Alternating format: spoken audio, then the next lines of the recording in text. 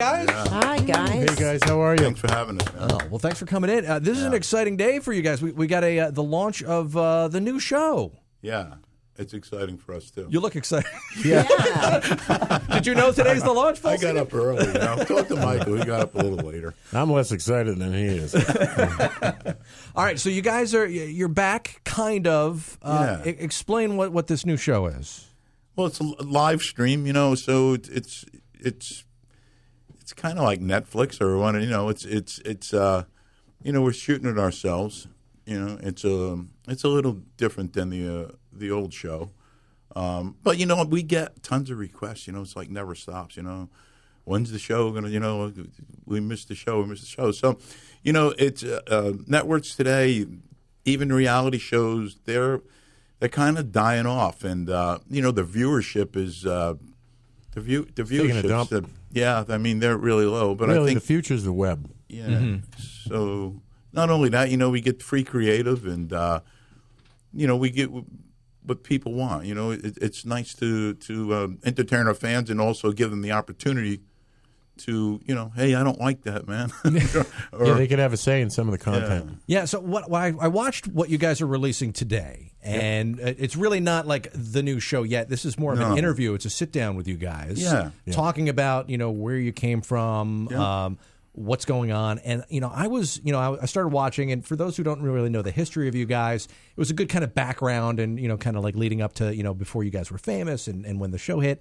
But what really I was impressed with was your honesty in this interview. And, we've seen you guys, be on a reality show before, but it was never as real as this interview that I watched online, which I guess is available now today. Like, you talked a lot about, some of the struggles you've been through since the show went off the air, some of the financial problems, some of the business decisions that maybe didn't work out all that much.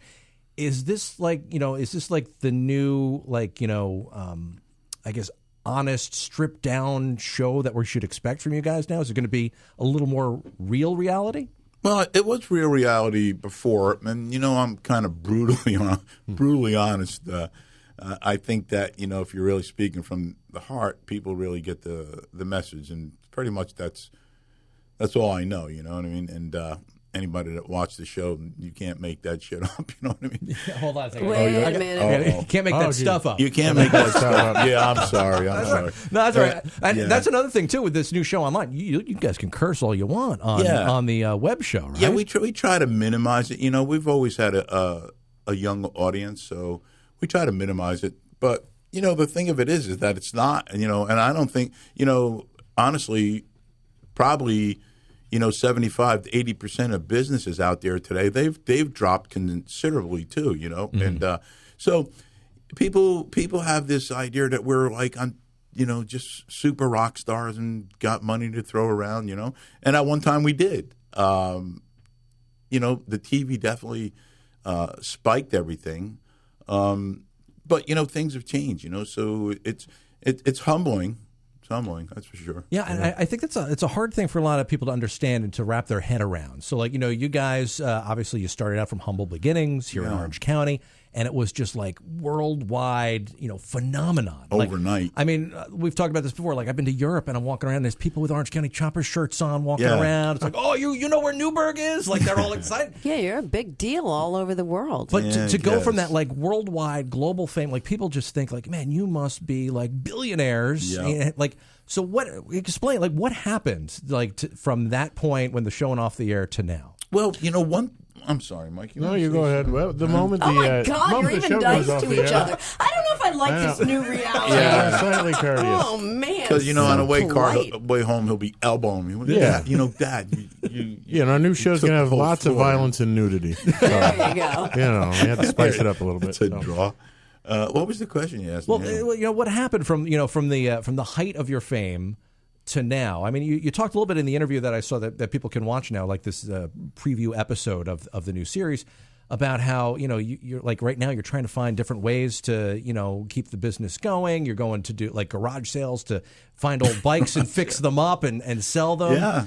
So what is that like? What has that journey been like for you from global worldwide fame, building this huge building in Newburgh to now? Nah, it's listen. I've been on the top of the mountain and the bottom of the mountain, and the top's a lot better, But realistically, I've been in the steel business for 28 years, and it was good. And, at times, the economy dropped out, but we've always been able to work our way back up the mountain, and it's not – I don't want to give anybody the idea that we're going out of business because we're not. Did we have to cut down?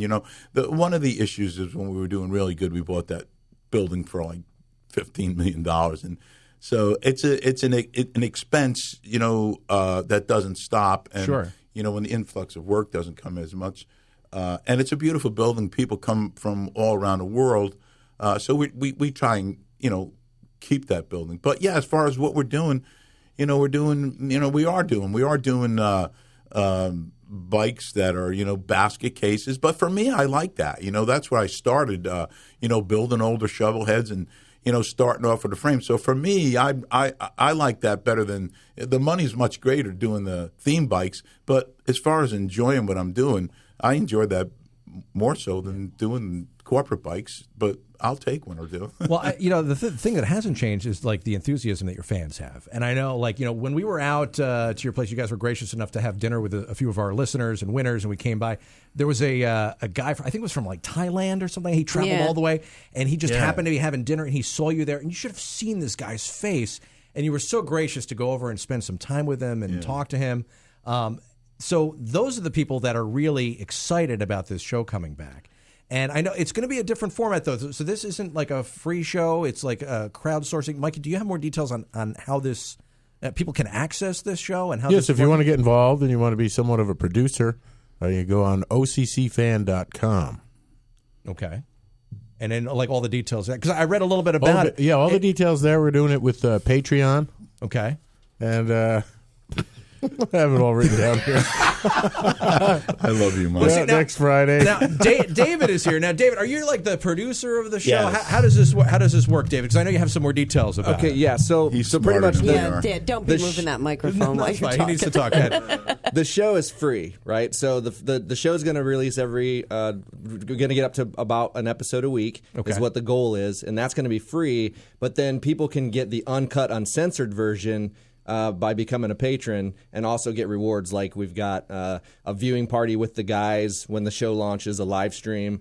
They can get T-shirts, they can get autographed lithographs and stuff like that. Okay, so from what I saw, I thought you had to like buy a subscription to watch the show, but the show's going to be free every week. So the show's going to be released free. Oh, that's very cool. And then so the patrons get it 2 days before launch, and they get the uncut, uncensored. So the one that's going to go out is going to be censored, just. All right, so if you really want to, see them dropping the F-bomb and stuff, you pay more. Yeah. So you'll still see them doing it. You just won't hear it. And, there are those, like, mega fans for Orange County Choppers. And, like, I saw, like, different levels. I think, like, if you, like, I think, like, $1,000 or something like that, they get to, like, become your friend, basically, right? Like, you get to, like, talk to them online every month and, like, stuff like that, right? Yeah. Listen, it's, I mean, you've been around, I think it's all about the people, the fans and also making a difference in people's lives. We do a lot of charities. So, that could be part of the show. You know what I mean? I just think that, it's always been about, doing the POW bike for recognizing what they did for us, and I want to continue doing that. But, listen, bottom line, I love doing it. You know what I mean? When we stopped the show, I was depressed. So, it's not something that I ever said, I got to go. These guys are in my face. You know what I'm saying? So, this is an opportunity to basically get back to, back to filming, back to the things that I enjoy. And, and hopefully everybody else will get a piece of it too. Well, I'll tell you, we missed seeing you on TV, so we're really happy that you guys are back, and we're looking forward to seeing how this new show kind of develops and kind of get a different kind of glimpse into what you guys do. Paul Sr., thanks so much. No, thank you. We really appreciate it. All right, best of luck. And again, the website, Mikey, if people want to check out the show, you have it on it's your OCCFan.com. All right. Thanks as always, Mikey. Come on down. There you go. Orange County Choppers. Thanks so much, guys. Thanks, man.